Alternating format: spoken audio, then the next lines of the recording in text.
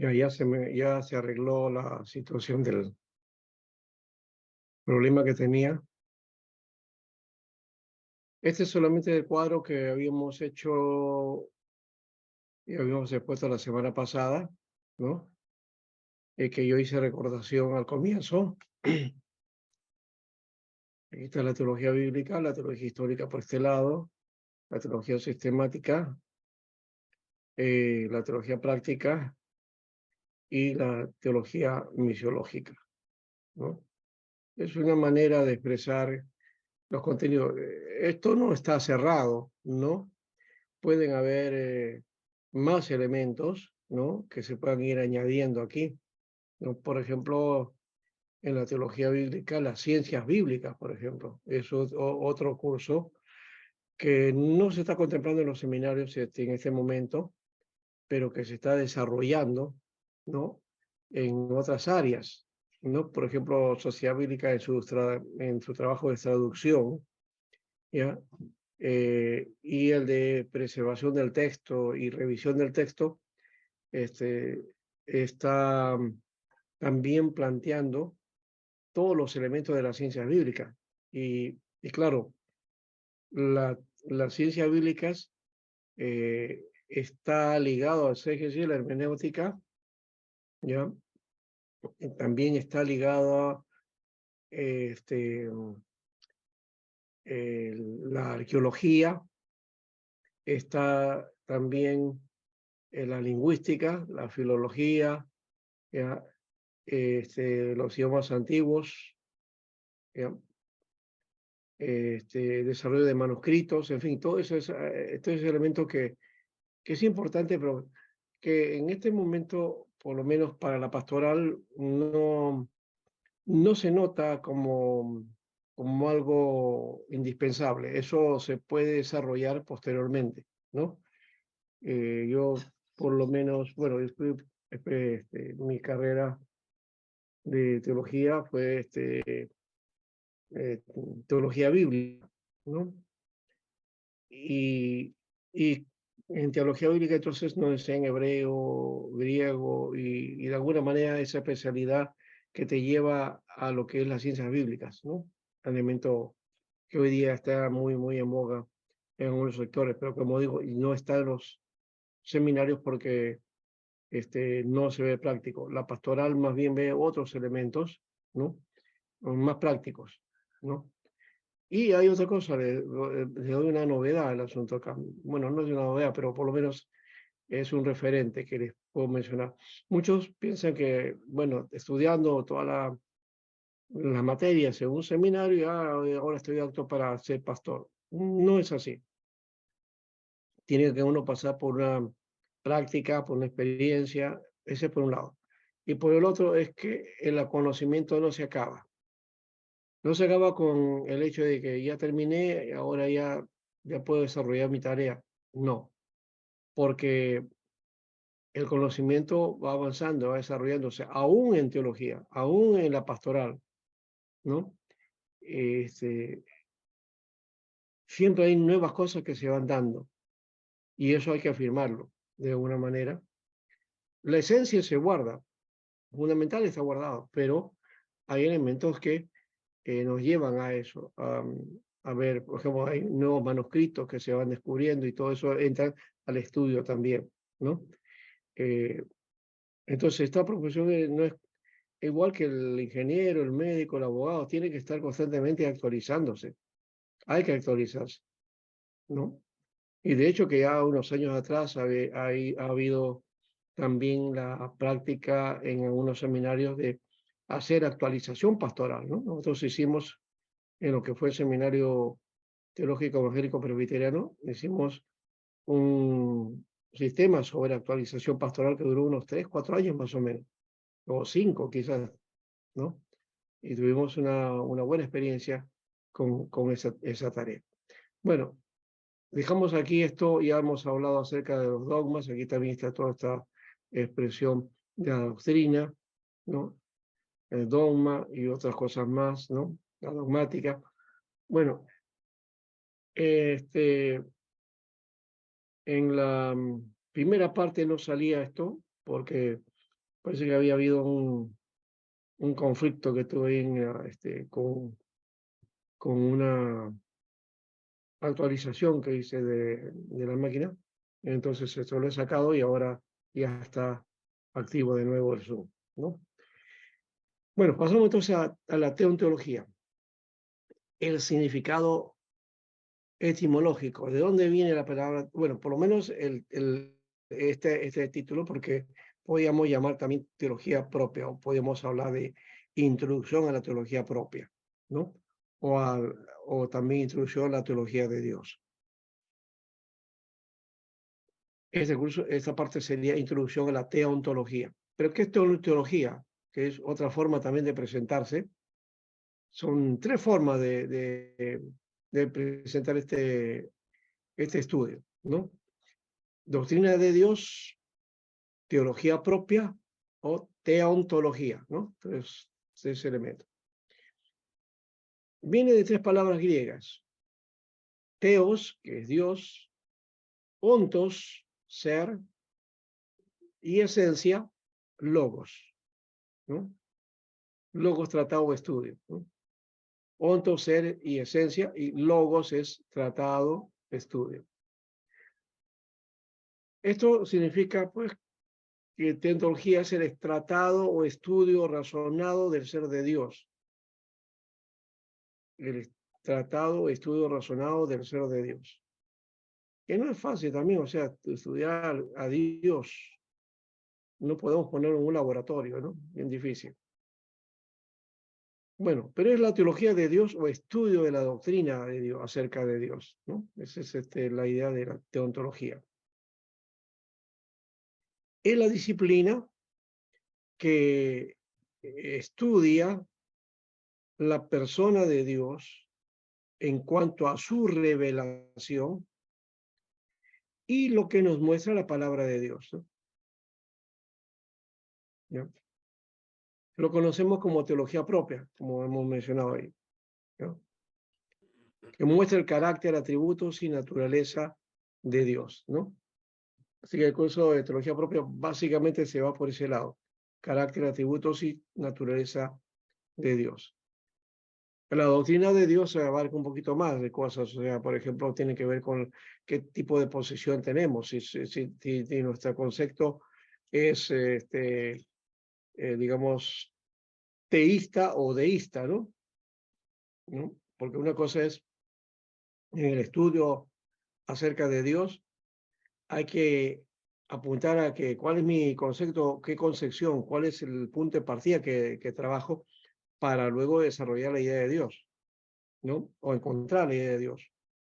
Si mi punto de vista es teísta, es decir, la idea de un Dios que se relaciona, que habla, que comparte, ¿no? Entonces mi decisión, mi definición acerca de Dios va a ir por ese lado. Pero si yo, por ejemplo, tengo la idea de que mi concepto acerca de Dios es deísta, con D, deísta, entonces voy a apuntar a la idea de que hay un Dios, pero que hizo todo el universo, pero es impersonal. O es un Dios que hizo su creación y ya no se preocupa por ella, ya no se relaciona con ella, no está al tanto de ella, ¿no? Entonces mi concepto de Dios va a ser diferente, ¿no? Entonces la idea de una doctrina de Dios también contempla esos aspectos, ¿se da cuenta? ¿No? ¿Cuál es el punto de partida? ¿Mi teísmo o bideísmo? Bueno, nosotros debemos plantearnos desde el punto teísta, ¿no? O sea, creemos un Dios que se relaciona, un Dios que habla, un Dios personal, que se comunica, que está ligado a la creación y que es soberano, ¿no? Que es soberano y que gobierna la creación mediante sus decretos, ¿no? Entonces, desde esa perspectiva ya trabajamos la doctrina de Dios, ¿no? Bien. Ahora, teología, que hemos dicho que es el estudio acerca de la revelación de Dios, entonces acá hay una definición del diccionario de Webster con respecto a ello. La ciencia de Dios o de la religión, eso es la teología. La ciencia que trata de la existencia, carácter y atributos de Dios, sus leyes y gobiernos, las doctrinas que nosotros creemos y los deberes que practicamos, la divinidad más comúnmente entendido. El conocimiento que deriva de las escrituras y la exposición sistemática de verdad revelada, la ciencia de fe cristiana o la ciencia de fe cristiana y vida, ¿no? Eso es lo que dice el diccionario Webster con respecto a la teología y también en referencia a la doctrina de Dios, ¿no? La doctrina de Dios.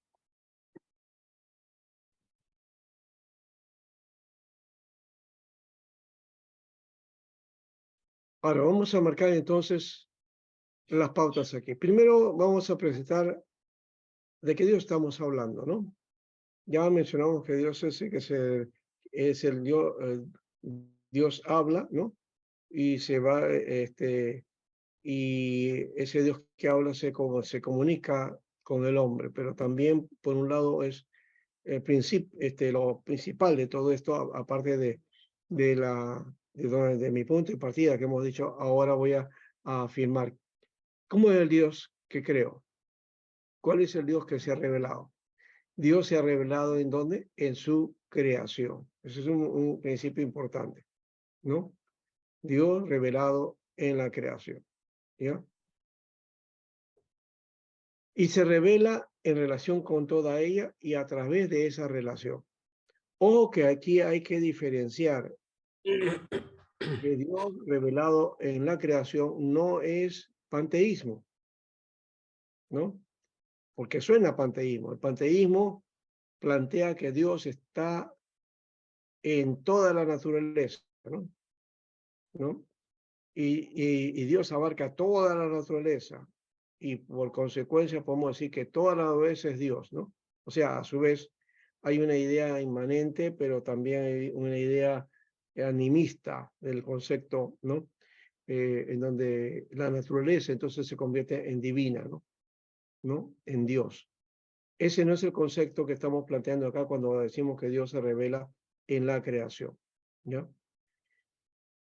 Este Dios que se comunica, que es personal, ¿no? Que eh, está en relación con su creación, entonces se muestra como el creador de todas las realidades. Génesis 1:25 y capítulo 2, versículos 5 al 15.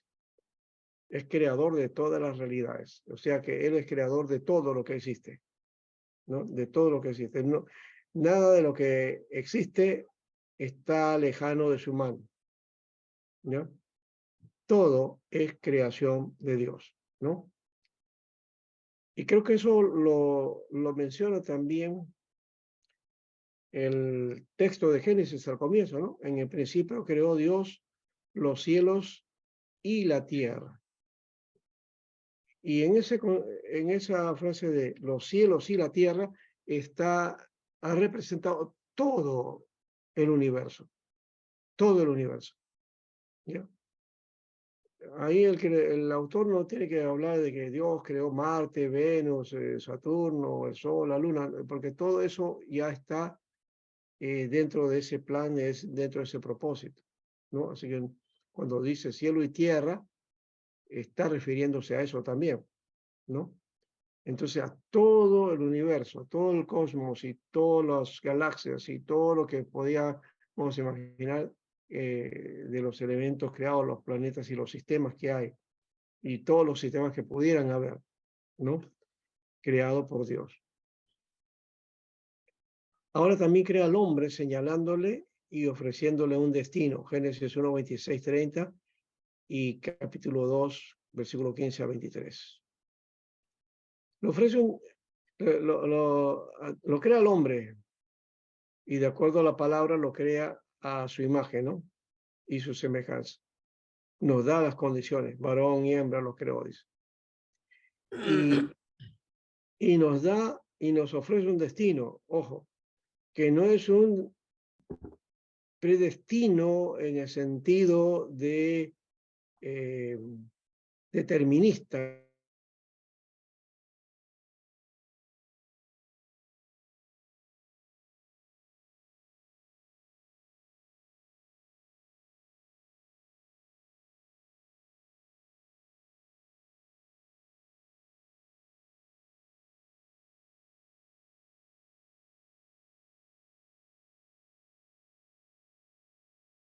Trazo final. Esto no significa que te va a dejar, digamos, ligado solamente a ciertas circunstancias en la vida y que no vas a poder escapar de eso. No, nos da a nosotros desde esa perspectiva libertad para desarrollar. Por eso dice que en Génesis 1:28 que Dios lo bendijo y dice multiplíquese, fructifíquese y enseñoreen en la tierra y tomen todas las cosas de la tierra, úsenla, lábrenla, trabajen, desarrollen, hagan sociedad. Si era parte del trabajo que tenía que hacer el hombre. Ahí no tenía que pedir permiso a Dios, más bien Dios le dio esa orden y el estar en la tierra, el cuidar esa tierra es su responsabilidad, ¿no? Y de alguna manera lo hemos hecho todavía porque hemos desarrollado de tal manera, ¿no? La tecnología, la ciencia se muestra eso en el camino de desarrollo humano, ¿no? Y que también hemos sido también muy inconscientes al tratar a la naturaleza, a la tierra, que es nuestro hábitat, explotándola de tal manera que la estamos descomponiendo, ¿no? Como dije al comienzo, somos responsables de eso. Esa responsabilidad se la da al hombre. Claro, por el pecado el hombre quebró todo, se quebró y por eso es que tenemos esto y de alguna manera es consecuencia de eso. Pero no deja de ser responsabilidad del hombre con respecto a eso, porque Apocalipsis 11:18 justamente nos dice eso, ¿no? Que Dios va a destruir a los que destruyen la tierra. Dentro de otras cosas que dice, y de los que destruyen la tierra, dice al final, ¿no? Entonces, eso es importante también asumirlo. Entonces, no es un destino establecido en el sentido de que tú naces aquí, esto te va a ocurrir aquí, no, un destino como humanidad, ¿ya? Con el hecho que Dios creó al hombre, ¿no? Con un propósito, ¿ya? Ahora, ese propósito se ve en el origen del pueblo que él elige, Génesis 12:1, ¿no? Y encontramos también en el capítulo 3, versículo 15. Génesis entonces nos marca ahí que Dios entonces tiene un plan. Y eso lo marca también en Efesios. Efesios el capítulo 1, versículo 3, 4, por ahí también nos va marcando, diciéndonos que Dios ha establecido, ¿no? Desde antes de la fundación del mundo, ¿no? ¿no? Un plan, ¿no? Su propósito. Eso que estaba, dice, escondido, ¿no? Que era como un misterio, ha sido revelado ahora en Jesucristo, ¿no? Pero que eso ha sido planeado desde antes de la fundación del mundo, dice. ¿Para qué? Para que seamos alabanza de su gloria, ¿no? Eso es, entonces, un propósito ahí. Pero arranca con esto del origen de ese pueblo que él elige, ¿no? Interviene en la vida de ese pueblo y lo acompaña permanentemente. Ahí está Éxodo capítulo 3, cuando Dios escucha el clamor de este pueblo y manda a Moisés para liberar a ese pueblo y para llevarlo a una tierra de promisión. Se compromete definitivamente en la historia de los hombres, mediante la encarnación de su Hijo, para llevarles y darles la salvación. Génesis 1:14 y 3:16-17. Entonces, Dios está comprometido en la historia. Ha quedado ligado a eso. Su revelación nos marca eso a partir de la encarnación de su Hijo. Dios encarnado, Dios hecho hombre, ¿no? Dios que hizo tabernáculo aquí, ¿no? ¿Ya? Hizo habitación, ¿no? Y se mostró a nosotros, ¿no? Para brindarnos la salvación. y para darnos la salvación, para redondear ese concepto de la salvación, el acto de la salvación para el hombre, redimir al hombre, ¿no? Perdonarlo de sus pecados y transformarlo, ¿no? Y esa salvación que implica no solamente el elemento que algunos piensan que solamente es el alma que se salva. La Biblia no dice que el alma se salva. ¿Ya? Cuando habla del alma salvada en algún momento, está hablando de la persona, porque el alma no es un concepto, no es una cosa, una parte del hombre, es el hombre mismo, el ser humano mismo, ¿no? Alma es la traducción de algo, del respiro, de algo que respira, ¿no? De algo que está eh, personalizado, de alguna manera, ¿no? Entonces, eso hay que tomar en cuenta el sentido, porque el lenguaje evangélico un poco que hemos llevado por ahí este lado y hemos mistificado el hecho del alma, ¿no? Entonces, pensamos que alma pues es algo que etéreo, ¿no? Algo etéreo, que no es, eh, este, que no es un elemento, digamos, que se pueda tocar. No, pero sí, somos nosotros mismos, ¿no? Somos nosotros mismos. Más allá de esa idea de que alma, cuerpo y espíritu, que ya está muy ligado a la enseñanza bíblica, y que de paso, eso, por ejemplo, no es doctrina, tampoco es dogma, pero se ha convertido en doctrina y dogma, ¿sabían? Eso que aparece en Primera Tesalonicenses 5, 23 creo que por ahí está, lo dice, y todo vuestro ser, alma, cuerpo y espíritu, sean guardados irrepresiblemente para la venida del Señor. Esa idea, esa expresión de Pablo, porque es una expresión de Pablo, no es una afirmación, es una manera en que se pensaba en la cultura y la época donde Pablo vivía, el concepto que se tenía era ese. Entonces, cuando se hablaba del hombre, se hablaba entonces en la totalidad del hombre, entonces decía alma, cuerpo y espíritu. Pero ese concepto no es de cristiano, es de la filosofía platónica, es del platonismo. O sea, Platón plantea ese concepto de alma, cuerpo y espíritu. ¿Ya? Y Pablo lo menciona en ese pasaje de 1 Tesalonicenses 5, 23. ¿Ya? Muchos no conocen esa historia y no saben que ese pensamiento tiene trasfondo filosófico. ¿Ya? Lo asumen como tal y dicen, no, la Biblia dice eso. No, no es que la Biblia está diciéndolo. Está Pablo mencionando eso a una iglesia que tenía un contexto griego, ¿no? Tesalónica, ¿no? No es una iglesia, digamos, como en Asia, ¿no? Éfeso, por ejemplo, puede ser, o Colosas, ¿ya? No, es tesalonicenses. Y los tesalonicenses, de hecho, que sabían, pues, ese concepto, ese es un concepto que era popular entre ellos, ¿no? Lo más normal, ¿no? Entonces, no es entonces enseñanza bíblica ese elemento, ¿ya? Y por otro lado, podemos pelear, y eso es antropología, ¿no? Para el estudio de antropología, pero ya yo le estoy adelantando algo a ustedes ahí.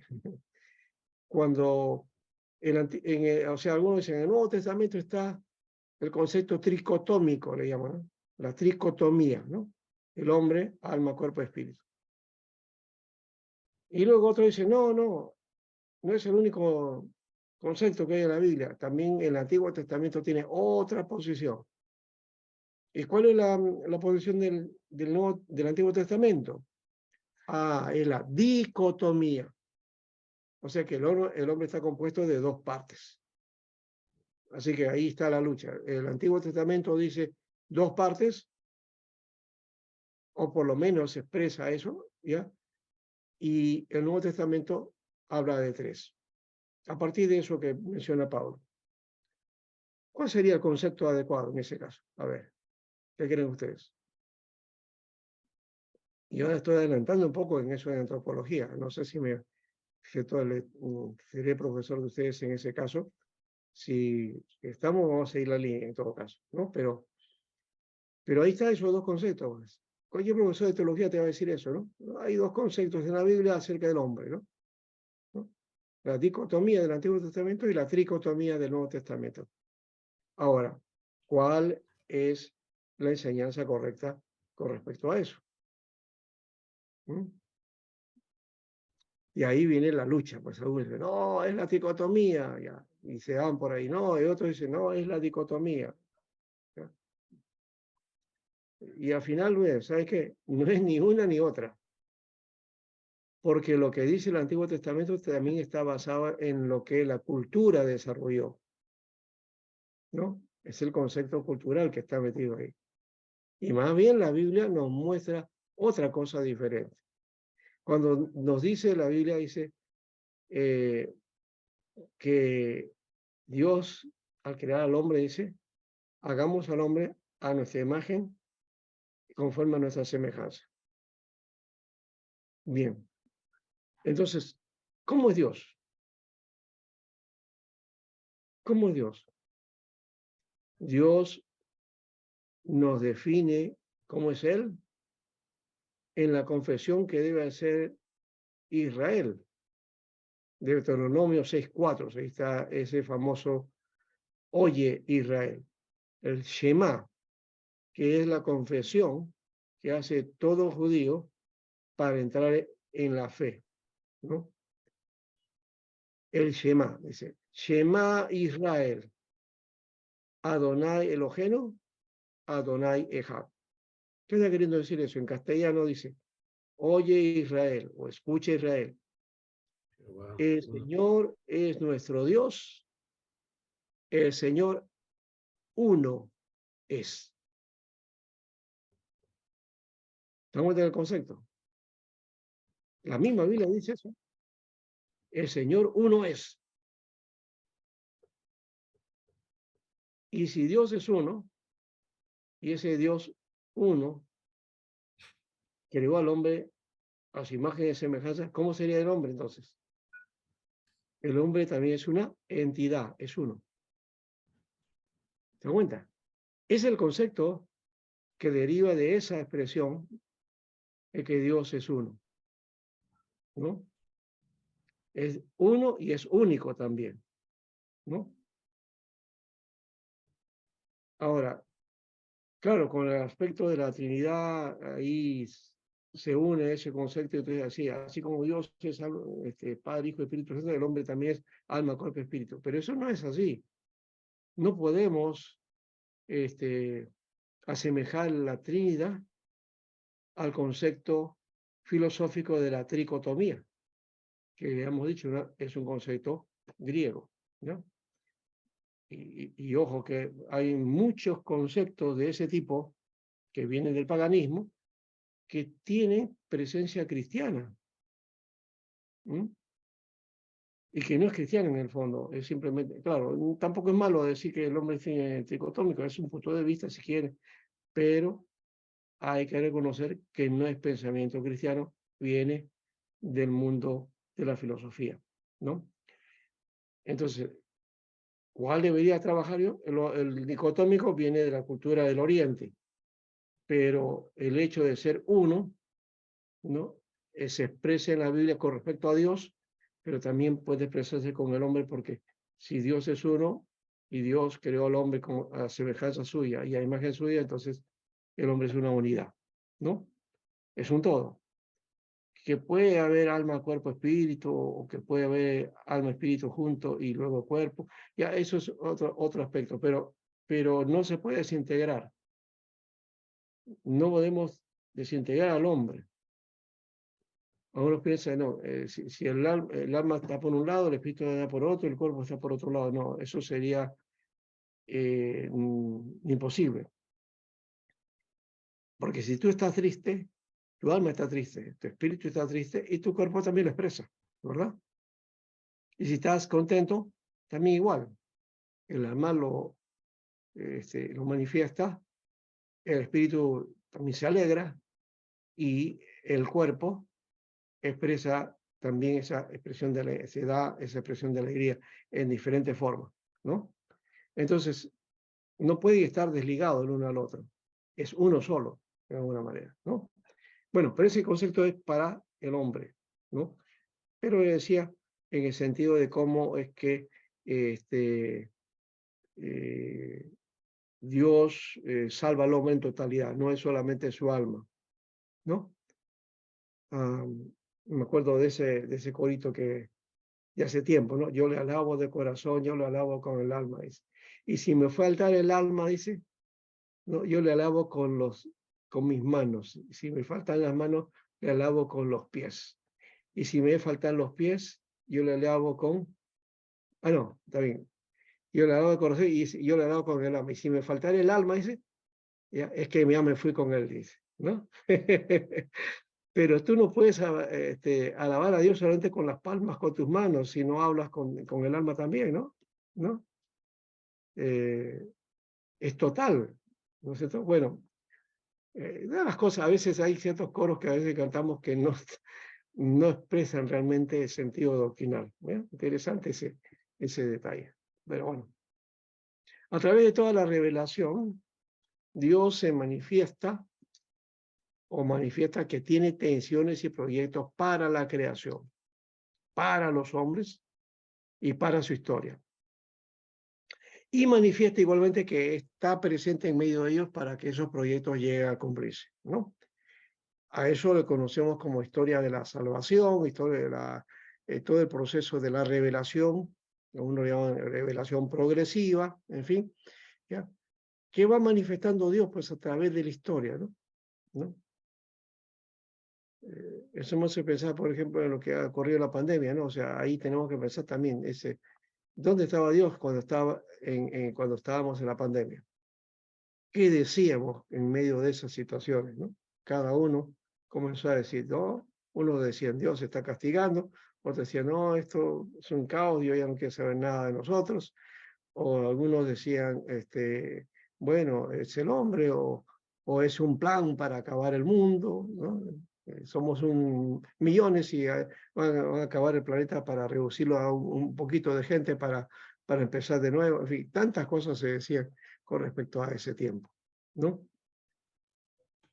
Pero alguien decía, Dios es soberano, Dios tiene el control de todo, Dios finalmente sabe y por qué suceden las cosas.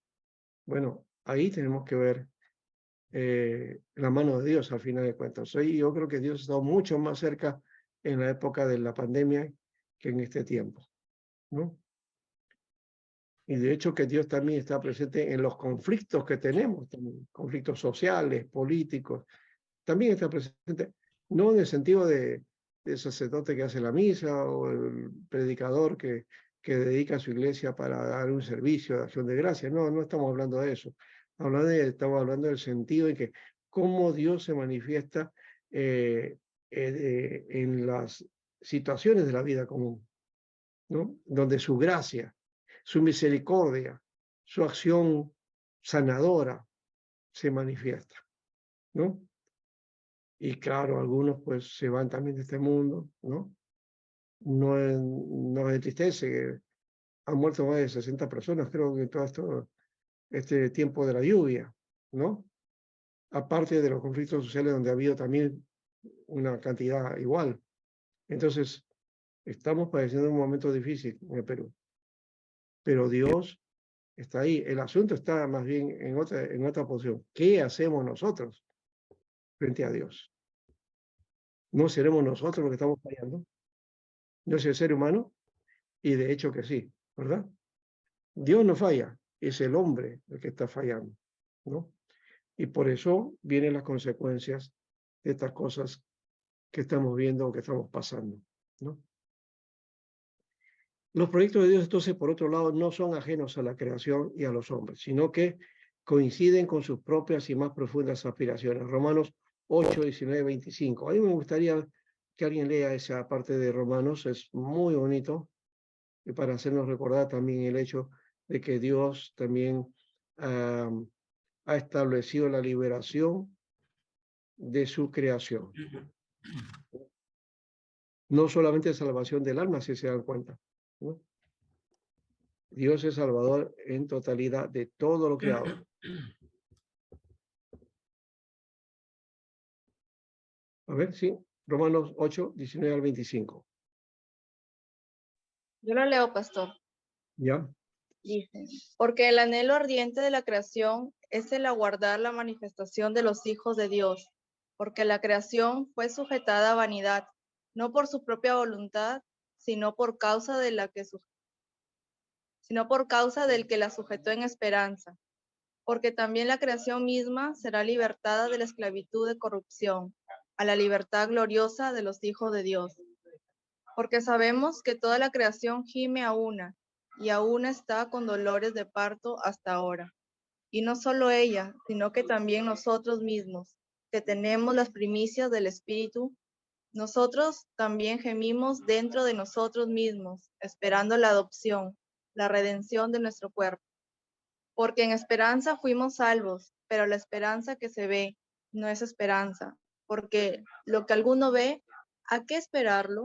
Pero si esperamos lo que no vemos, con paciencia lo aguardamos.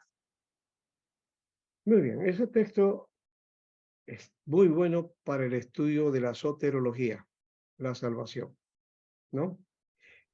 Pero fíjense, ¿qué es lo que está diciendo ahí en el texto?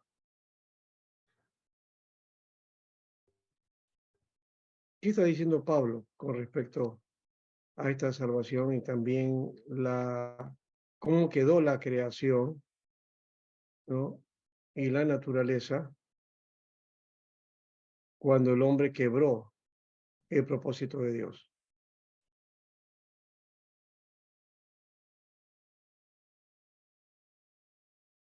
Dice el texto que ha, que ha quedado sujeta a esclavitud, ¿no? Y que está el anhelo ardiente, la creación de la manifestación de los hijos de Dios. ¿De qué está hablando? De la culminación de todo este proceso que tiene que ver con la salvación y la redención. Porque también le va a llegar eso a la naturaleza, ¿verdad? Va a ser liberada también. Porque cuando el hombre pecó, no solamente su descendencia, ¿no? Fue afectada por el pecado, y todas las generaciones de la humanidad, sino también la creación. Todo lo creado fue afectado por el pecado y se trastocó. De eso está hablando Pablo ahí, ¿no?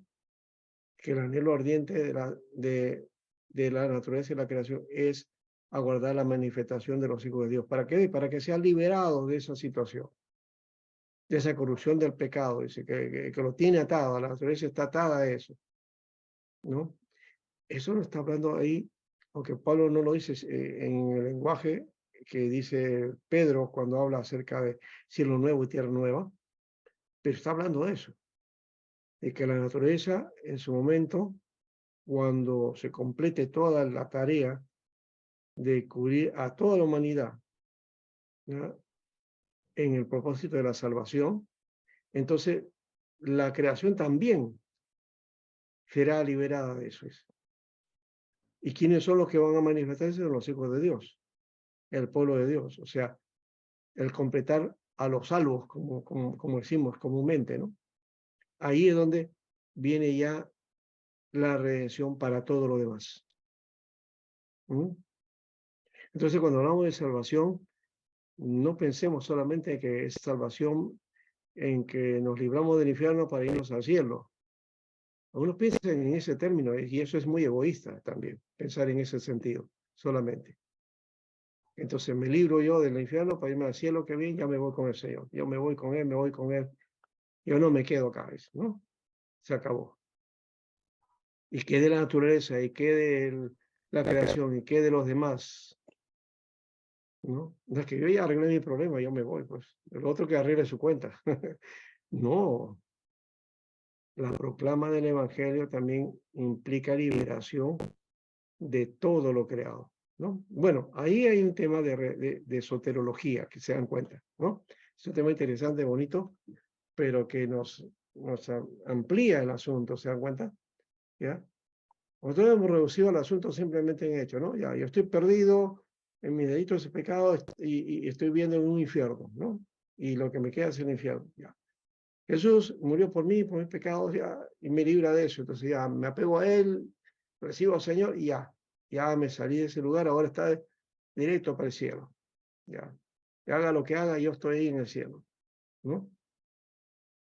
Pero como digo, ese mensaje que no abona el asunto, porque la salvación es todo un conjunto, ¿no? Entonces, mi salvación también tiene que ver con la salvación de los demás y con el hecho de que rescatar también a la naturaleza. Entonces, también eso es parte de mí, ¿no? Porque somos una comunidad, recuerden. Por eso el Señor hizo la iglesia. Ese es otro tema, la eclesiología. ¿Cómo vemos la iglesia, no? Es la reunión de los santos, la comunión santorum, ¿no? La mater, ¿cómo es? Mater fidelius, la madre de los fieles. Hay varios conceptos con respecto a ese aspecto de la iglesia, ¿no? Bueno, entonces seguimos acá. Dios entonces eh, toma en cuenta todo y también coincide con las propias y más profundas aspiraciones del ser humano, que finalmente es el anhelo de estar con Dios, ¿no? ¿No? Dice la Biblia que Dios creó al hombre para la alabanza de la gloria de Dios. Esa es su emoción, es su aspiración. Sí, ¿no? Sí. Y si no se cumple eso, entonces no hay nada, ¿no? Sí, sí, hermana Yesaré. Sí, pastor, cuando usted mencionaba sobre en realidad no deberíamos nosotros ser egoístas, ya recibimos al Señor y ya somos salvos, ¿no? Y hablaba que también nosotros en esa parte tenemos que evangelizar, entonces estaríamos nosotros dando el cumplimiento al mandato de nuestro Señor en la gran comisión y predicar el evangelio a toda criatura. Entonces, Así, eso va funcionando. Cuando uno recibe al Señor, también tiene la convicción de llevar el evangelio, porque en cierto modo nosotros ya también sentimos, ¿no? En el espíritu de que hay esa necesidad de que las personas también necesitan el amor de nuestro Señor. Entonces, eso para mí, en cierto modo, es una verdadera conversión. Ya no así. está en que yo solo voy a ser Ajá. salvo y cielo, ¿no? Todos, Sí, ¿no? De las personas que me rodean, también ellos también puedan tener esa oportunidad. Es lo que claro. quería. Sí, correcto. Ese es el sentido. No, yo solamente exageré esa parte, ¿no? Para darle esa intención. Pero el asunto está en que el creyente, entonces ya no piensa en sí mismo, sino piensa en los demás, ¿ya? Pero no en términos de, también hay que ver el objetivo también, ¿no? Porque algunos dicen, no, para rescatar a la gente del infierno. Nosotros no lo vamos a rescatar a la gente del infierno, es el Señor que va a hacer eso, no nosotros, ¿ya? Así yo les predique, la gente no se va a ir al cielo porque yo les predique. Ellos van a conocer, va a ser una puerta para conocer al Señor y entonces pueden empezar la ruta de la salvación, ¿no? Pero no acaba ahí, porque la salvación que recibo también tiene que ver con otro, y eso que usted dijo, que es la gran comisión, la predicación a otros, ¿ya? Pero también tiene que ver con el cumplimiento final de todas las cosas, ¿ya? O sea, que está ligado, ¿ya? Yo decía eso porque hay ese concepto, y lo he escuchado muchas veces, está en la radio cuando dice, tienes que recibir a Jesús como tu Salvador, tu suficiente Salvador personal, ¿ya? Entonces, ¿qué necesitamos? Un Salvador personal, ¿no? Porque Jesús no es un Salvador personal, es un Salvador, dice Mateo, que dice, Él salvará de sus pecados a su pueblo. O sea, el Señor es Salvador del pueblo, de una comunidad, de la comunidad de fe, de la comunidad de los salvos. ¿Ve? Entonces, el mensaje es comunitario. Te llega a ti en forma individual, pero que te une después a un grupo, ¿no? A una comunidad. Por eso es la iglesia, ¿no? Porque si fuera individual, no necesitaríamos de la iglesia, ¿no? ¿Sí o no? Se necesita justamente la iglesia, ¿por qué? Porque es necesario el vivir la fe juntos, ¿no? El compartir juntos. Eso creo que es importante. Más allá de lo que algunos a veces decimos, no, que si no estás juntos te vas a enfriar, o te va a ir mal en la fe, o que vas a bajar tu fe, o te vas a desviar del camino. Eso puede ocurrir yendo o no yendo a la iglesia. ¿No? No es ese objetivo. El objetivo de estar juntos en la iglesia es crecer y expresar ese testimonio de la vida de Dios en nosotros, ¿no? Y vivir la salvación, vivir la fe, compartir la fe. Ese es el elemento de comunidad, por eso necesitamos estar juntos, ¿no? Lo otro es un agregado que pues más parece religioso, ¿no? Y como mencionó el hermano Javier, un poco legalista también, ¿no? Eso no es el sentido. El sentido es más amplio y es mucho más práctico lo que imaginamos, ¿no? Bueno, son conceptos entonces que están ahí, sí. Sí, En el hermano, pasaje en el pasaje sí, eh,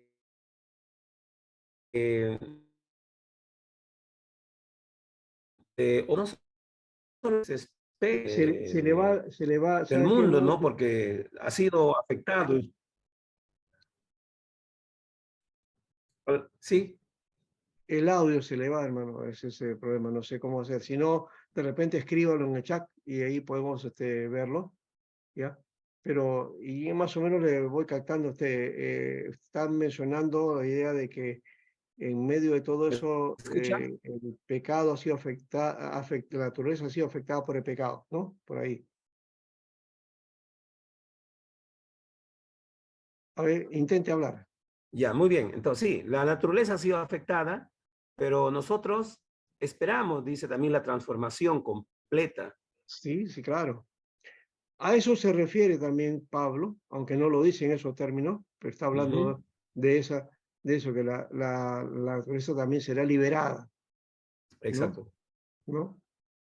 Y en eso es el ansia también, o sea, la personaliza la naturaleza, le da un sentido de emoción o sentimiento, ¿no? Que está buscando esa liberación, ¿no?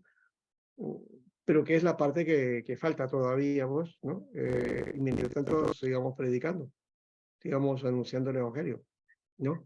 Claro, pastor, A ver. por Sí, ejemplo, sí. podría ser también que justamente la tierra, al hombre se le dio un mandato de señorear, de ocupar la tierra, y justamente el producto del pecado es que igual la tierra, Dios le dice, no, no te va a dar los frutos, ¿no? Entonces, Ajá, sí, sí, claro. porque fue como se llama creado también la tierra para el hombre en ese tipo de naturaleza, ¿no? Pero ya cuando, cuando nosotros seamos transformados a una vida eterna, la misma tierra también va a cambiar, ¿no? Por ejemplo, en Apocalipsis 21 dice, no, el cielo nuevo y la tierra nueva, porque el primer cielo y la primera tierra pasaron, dice, y el mar ya no existía más, dice, ¿no? Ujú, Entonces, de repente, o sea, la redención, como dicen, ¿no? O sea, o el cambio justamente es eso, ¿no? La tierra fue creada en base a la naturaleza del hombre, a la naturaleza de Adán, ¿no? ujú, Pero ya nosotros, en otra naturaleza, ¿no?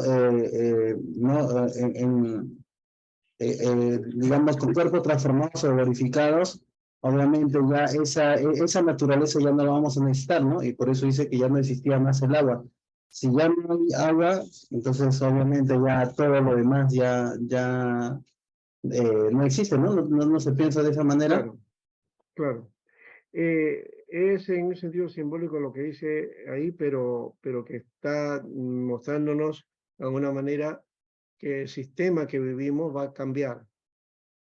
El sistema está lleno de pecado, la naturaleza ha sido afectada por eso, y la naturaleza va a tener que ser liberada de esa situación. Y ese es parte del plan y del propósito y del proyecto de Dios final, ¿te das cuenta? Entonces, ese es el camino. Y hay una cosa, Dios creó primero, ¿ya? Todo lo creado, la tierra, y después puso al hombre ahí, ¿no? Ahora, cuando rescata al hombre, cuando rescata, la redención, rescata al hombre primero, ¿no? Lo procesa para ser transformado, pero ese hombre transformado necesita de un nuevo hábitat, diferente al que hoy nos maneja o el que nosotros conocemos. Entonces, de hecho que ese tema va a cambiar. Ya ahí si no me pongo el asunto de si la tierra como tal va a desaparecer o no, o va a ser transformada. Dice la Biblia que va a ser transformada más bien, y que habla por fuego, pero el fuego no habla de cuidado con eso. Algunos piensan que fuego significa consumir, ¿ya? Pero fuego es purificación también, ¿no? En la Biblia, fuego es purificación. Entonces, la tierra va a ser purificada y va a ser librada del pecado también, como el hombre también ha sido librado del pecado, todo aquel que se acerca a Jesucristo, ¿no? ¿No? Y por la obra que él ha hecho, no por la obra nuestra, la obra que él ha hecho. Si no hubiera sido la obra de él, entonces nosotros no tendríamos remedio, no tendríamos que hacer, ¿no?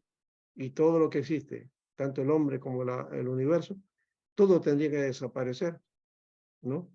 Pero gracias a Dios no es así, no es así, ¿no? Dios ha hecho un plan y ese plan se continúa y nadie lo va a, digamos, no, a sabotear de alguna manera, ¿no? Ni siquiera Satanás lo puede sabotear, ¿no? Porque es el decreto y el propósito de Dios. Bien. Puesto que los proyectos y la acción de Dios se refieren a toda la realidad creada, o sea, el universo, los hombres, sus relaciones, su historia, la teología considera toda esa realidad como objeto del proyecto de Dios y como espacio de su creación. Es desde este punto de vista que como objeto del proyecto de Dios y como espacio de su acción que la teología se reflexiona sobre todas las realidades, ¿no? Por eso que la teología no es solamente, y como mencionaba el hermano Javier al comienzo, no es solamente tener conceptos doctrinales aprendidos y luchar por ellos, y si alguien piensa de otra manera, pues ahí hacemos el debate, ¿no? Para esos debates son digamos, no tienen mucho sentido, ¿no? Porque a veces se va a pleito y uno puede ganar y el otro perder, pero ¿para qué? ¿No? No es esa idea establecer, él piensa así, yo pienso así, entonces vamos, y el que gana. Pero no, acá la teología tiene que ver con reflexionar sobre todas las realidades, pero por supuesto a la luz de la palabra. Es la palabra de Dios la que determina finalmente, ¿no? ¿No? Es como estábamos viendo ahora con respecto a qué dice la palabra con respecto a la creación, ¿no? Está en Romanos 8, y ya lo explicaron algunos, lo que hay está en Apocalipsis, o de repente lo que puede estar en 1 Pedro, o 2 Pedro, ¿no? En fin, eso tiene su lugar, y de paso, cuando vamos a la teología también no vamos con los conceptos doctrinales, como se dan cuenta, ¿no? Sino en base a qué cosa nos dice el texto y cómo podemos partir de ese texto para que luego tener la enseñanza adecuada del tema que queremos tratar o que vamos a descubrir en las escrituras, ¿no? De ahí tiene que ver el asunto. O sea, no es que yo lleve la doctrina a la Biblia, sino la doctrina que me enseña doctrina. ¿Me entender? Es la Biblia la que me enseña, la que me instruye, ¿no? Como el concepto en el Antiguo Testamento, la Torá, ¿no? Torá es instrucción. Dios instruyendo. Y es lo que dice también en Deuteronomio 6, ¿no? Y estas palabras, ¿no? Las repetirás, ¿no? Y las pondrás en los dinteles de la puerta en las paredes de tu casa, y cuando salgas caminando, ¿no? Para el trabajo, ahí reflexionarás sobre ella, y cuando vuelvas, y las repetirás a tus hijos, y las enseñarás a tus hijos y a los hijos de tus hijos, ¿no? Entonces es la palabra que hay que tomar en cuenta, ¿no?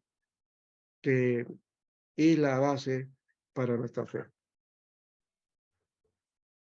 Bien, entonces hasta ahí tenemos este aspecto. Acá tenemos también algunos puntos de la teología propia.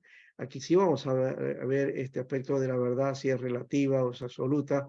Hoy este tema ya parece pasado de moda. Yo recuerdo cuando me enseñaron esto, estaba en toda la acción el asunto, ¿no? de los debates que había, ¿no? sobre la verdad. Hoy día la verdad ha pasado a ser pues obsoleta, ¿no?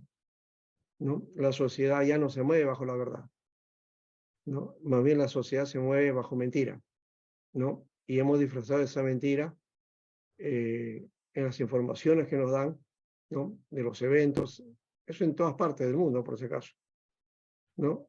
Y les conocemos como fake news, ¿no? Los fake news, los famosos fake news que en realidad son mentiras, mentiras disfrazadas, ¿no? De verdad. Ya no se habla verdad, ¿ya? Es muy difícil encontrar que te estén diciendo la verdad en los diarios, en la televisión, en la radio.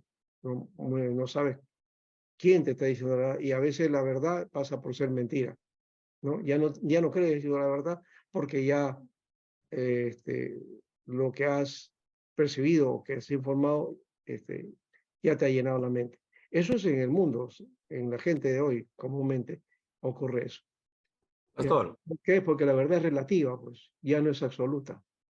Ese es el concepto que tengo. Sí, Javier.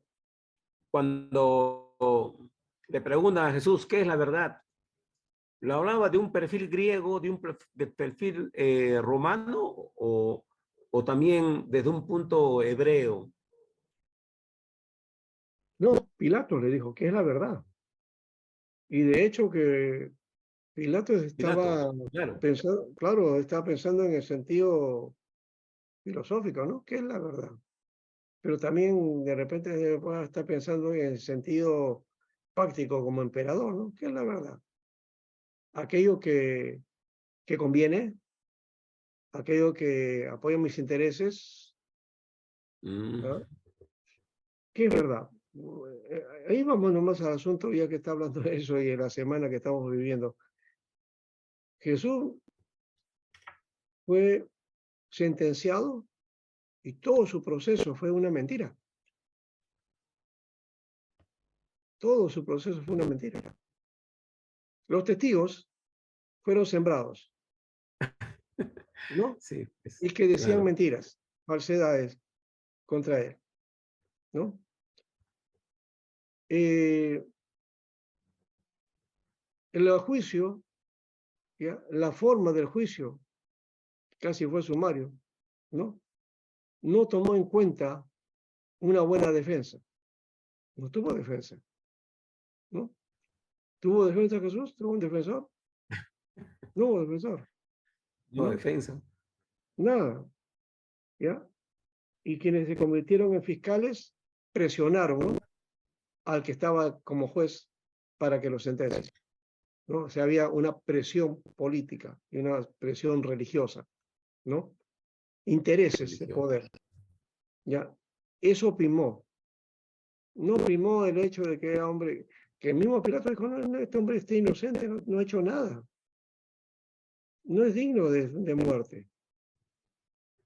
Pero por intereses, él tuvo que pasar el asunto y al final todavía dice, bueno, pues esto no es conmigo, yo me lavo las manos. Allá ustedes quieren matarlo, ya pues, háganlo. Actitud que tienen muchos gobernantes, ¿ya? Frente a unas situaciones. ¿Por qué? Porque no les conviene, pues, ¿no? Si Pilato hubiera hecho lo correcto, ¿ya? Lo hubieran relacionado ante el emperador y Pilato no duraba ni un minuto en la Procuraduría. Había terminado ahí su historia, ¿no? Y de paso, ahora es famoso, pero él no fue nadie en su tiempo.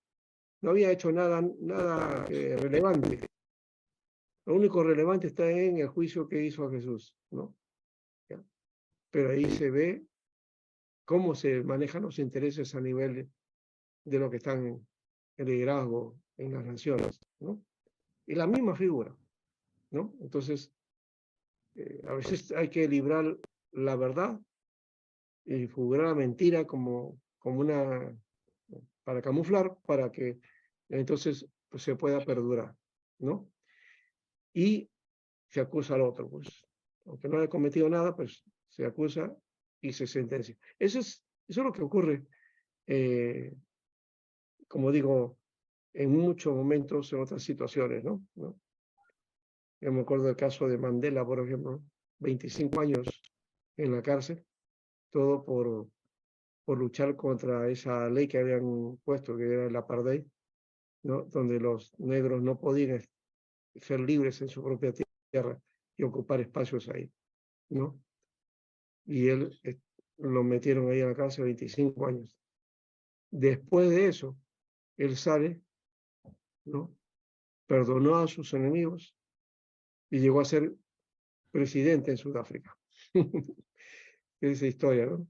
Bueno, por lo menos ahí fue reivindicado este hombre, ¿no? Pero bueno, Jesús al final, esa muerte lo llevó a la cruz, lo llevó a, perdón, a la cruz lo llevó a la muerte, y es ir a la muerte lo llevó a triunfar sobre ella. Ese era el asunto aquí, que por encima de todas estas situaciones de crisis y situaciones de una justicia humana que no fue adecuada, ¿no? Se cumplió el propósito de Dios finalmente, ¿no? Se cumplió el propósito de Dios, que era triunfar sobre la muerte, triunfar sobre el pecado. Y eso es lo importante en este caso, ¿no? Pero hay que tener cuidado también, ¿no? Hemos dicho que en medio de todas esas injusticias, esos males que ocurrieron contra Jesús, al final se libró la redención, que finalmente se cumplió el propósito. Aquí hay que tener cuidado con eso. ¿Por qué? Porque hay un refrán que dice, el fin justifica los medios, ¿no? Y no se puede aplicar eso en este caso en el proceso de Jesús, ¿no? Esa idea de que el fin justifica los medios, no importa lo que ocurra, los males, pero lo importante es que al final cumplamos con el objetivo que va a ser bien para todos. Filosofía No, humana, ¿no? claro, ese es el sentido humano, pues, ¿ya? Pero acá fue otro, ¿no? Otra cosa, que en medio Como si de es todo pura carne, pastor. esos desmanes, o sea, el juicio de la redención que hizo Jesús en medio de todas esas descontroles humanos, ¿no? O en todo caso, el Señor, que sabe cómo es el corazón del hombre, permitió que ocurriera de esa manera para que finalmente se cumpliera con el objetivo final, ¿no? De rescatar a ese hombre, ¿no? Que estaba usando su justicia y su maldad, ¿no? Pero para salvarlo al hombre, Dios estuvo dispuesto, inclusive hasta eso, ¿no? Filipenses lo dice, ¿no? Que fue a muerte y muerte de cruz, ¿no? Muy bien. Entonces, vamos a quedar en este aspecto de la verdad. Creo que tenemos, a ver cómo estamos con los temas.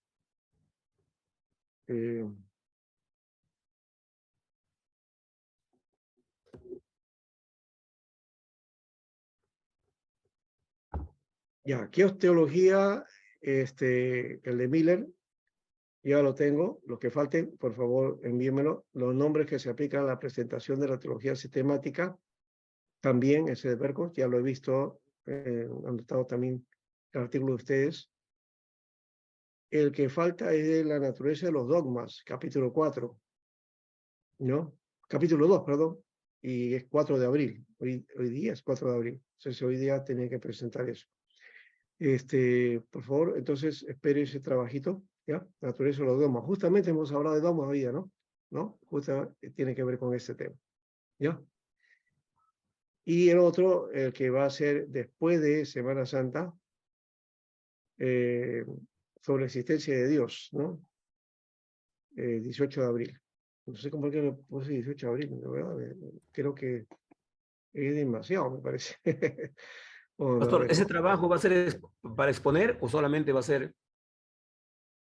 Es para hacer su resumen y su resumen crítico, ¿ya? Pero también para tener un diálogo, ¿no? Por ejemplo, debimos tener un diálogo sobre la naturaleza de los dogmas. Eso hubiera sido interesante, pero igual yo he hablado de los dogmas, ¿no? Pero de otra perspectiva. Pero sería interesante el hecho de que ustedes hubieran hecho su trabajo de dogmas a partir de este documento, de este artículo, y ahí juntábamos con lo que yo estaba expresando en la clase, ¿no? Eso nos hubiera enriquecido más, pero no hay problema, eso lo puede ser, ¿eh? Si ya lo tienen, me lo pueden pasar, si no, la próxima semana o en el transcurso de estos días me lo mandan y lo vemos en la siguiente semana y veo ahí el análisis y veo cómo lo han trabajado ustedes, ¿ya? En ese sentido estamos trabajando. Hay un tema final, sí hay un tema final, que es un trabajo sobre la soberanía de Dios y los decretos de Dios. Ese sí es un trabajo final que tienen que hacer también una pequeña exposición, ¿ya? Cada uno de lo que han encontrado, entonces hacen su exposición, ¿ya? Muy bien. Nada más que eso, ¿ya? ¿Alguna otra pregunta? Algo que haya quedado de repente por ahí, una duda o algo a partir de lo que hemos hablado ha surgido quizás una inquietud o una pregunta, algo que ustedes Pastor, quieran. Sí, pastor, con respecto a la dicotomía y a la tricotomía, ya, eh, claro, el creyente a medida que va pasando los años, entonces vamos también eh, escuchando prédicas y vamos viendo líneas también, ¿no? sí, sí, sí, Que hay hermanos que sostienen en la dicotomía basado en el Antiguo Testamento, pero muchos nos inclinamos también a Pablo, que Pablo nos habla ya de la tricotomía, nos habla Pablo, ujú, ¿no? Vamos a ir, por ser un poco más para su tiempo, ¿no? ujú, Y claro, pero no podemos hacer dogma de ello, pero sí nos aclara, ¿no? De sí, que como es un Dios trino, entonces también el ser humano se compone de tres partes, de sí, tres partes. sí, Pero eso es un tema que yo lo tengo y no puedo discutir o debatir porque está guardado para cuando nos presentemos al Señor, ¿no? Pero no puede menguar mi fe espiritual tampoco, ni puede, no, no, claro, no puede, como se llama, no puede afectarme mi relación con mis hermanos que no exacto. tengan este punto de vista, Ese ¿no? debe de ser, ya, muy bien. Ese Entonces, debería pero ser, es una democracia, pastor, hay que entender esto. Hay que eso, verdad. entenderlo, escucharle. Y bien, hermano, sigamos la fe, sigamos la fe, sigamos la Claro, carrera. es tener tolerancia también. Mientras no Exactamente. haya una doctrina que básica, pues, ¿verdad? Que rompa con los criterios, ¿no? Que tengan que ver con el propósito de Dios, la salvación, entonces no hay problema, no hay problema, ¿ya? Hay cosas que, de hecho, vamos a tener que ver cuando está arriba y saber si estábamos o no en la verdad en algunos aspectos, ¿no? ¿No? Y de hecho, bueno, por lo menos yo entiendo que esto de la tricotomía es filosofía platónica, pero eso no me queda mayor duda. Yo voy a Platón y ahí voy a encontrar que está ahí ese asunto de esa manera. Entonces no hay nada ahí que me pueda confundir, ¿no? Entonces ahí tenía que ver, bueno, entonces Platón, ya, entonces Platón ya había recibido la revelación. No, no es eso, sino que él tenía esa posición, ¿ya? Y la Biblia también te muestra otro tipo de posiciones, o sea, no hay algo que definido que conceptualmente hablando, ¿no? Claro, claro. Que te pueda definir al hombre desde esa perspectiva. Eh, de eso, todas las conceptualizaciones que hacemos, ¿no? De Dios, del hombre, de la naturaleza, de la historia, son concepciones nuestras, o sea, somos nosotros los seres humanos los que proponemos eso. Ahora, ¿cuánto de esa proposición está cercano a la verdad? Ya es otro tema, ¿no? Ya es otro tema, que sí hay que tomar en cuenta lo que usted mencionó, ¿no? De saber de que no tenemos el 100%, ¿no? Absoluto, ¿no? De la verdad. La Biblia dice que la verdad es Jesucristo. Eso sí, tenemos a Jesús y esa es la verdad. Él es la verdad. Es sí el 100%, ¿ya? Pero es una persona, pero conceptos, Amén.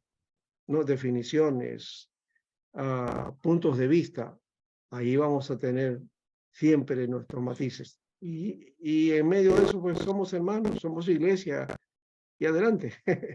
No hay ningún problema con caminar así, ¿no? Bueno, hermanos, nos vemos la próxima semana, ¿ya? Que nos tocaría es el 11, ¿no? Sí, allá descansan una semana. Creo que, ya, lo que pasa es que yo había puesto eso así.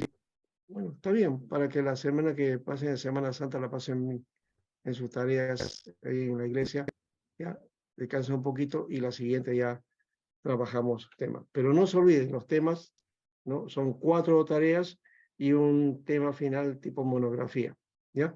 Con un resumen para que los pongan, ¿no? No de todo, sino una parte, quizás, o el énfasis que usted quiera ver acerca de la soberanía de Dios y los decretos de Dios, ¿ya?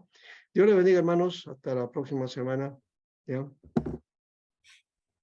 Antes creo que una cosa antes de irme, antes que se vayan, verdad. Javier Trujillo, ya está. Julio César Cristóbal, está. Yesarel Soria, está.